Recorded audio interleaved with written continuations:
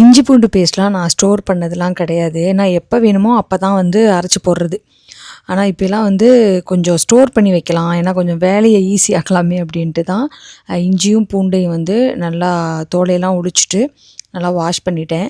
Friend தான் சொன்னாங்க, இப்போ பூண்டு எவ்வளோ எடுக்கிறீங்களோ அதுலேருந்து ஒரு 20% கம்மியாக இஞ்சி எடுங்க அப்படின்னு. அவங்க வந்து மஞ்சப்பொடி போட மாட்டாங்களாம். ஏன்னா வந்து இந்த புலாவ்லாம் பண்ணுறோம், ஒயிட் கலர் புலாவ், வெள்ளை குருமாலாம் பண்ணோம் அப்படின்னா மஞ்சப்பொடிலாம் போட்டால் கொஞ்சம் கலர் ஆயிரும்ல. ஸோ அதனால தான் வந்து மஞ்சப்பொடி அவங்க போட மாட்டேனாங்க. நானுமே மஞ்சப்பொடிலாம் போடல, எண்ணெய் மட்டும் ஊற்றி தான் அதை வந்து அரைச்சிருக்கேன்.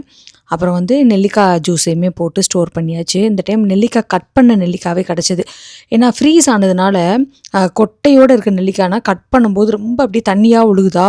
ஸோ நெல்லிக்காயுமே நிறைய வேஸ்ட் ஆகுது. அதனால தான் இந்த டைம் கட் பண்ணது கிடச்சதுனால அதையே வாங்கி ஜூஸ் போட்டு அதையும் ஸ்டோர் பண்ணியாச்சு.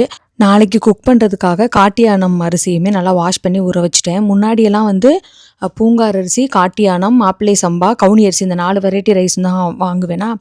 அப்புறமேட்டு கம்ப்ளீட்டாக ஸ்டாப் பண்ணிட்டேன். கவுனி அரிசி மட்டும்தான் சாப்பிட்டுட்டு இருந்தோம். சரி, மறுபடியும் இனிமேல் எல்லா அரிசியுமே வந்து சாப்பிட ஆரம்பிக்கலாம் அப்படின்ட்டு தான் காட்டியானம் அரிசி வந்து ஊற வச்சாச்சு.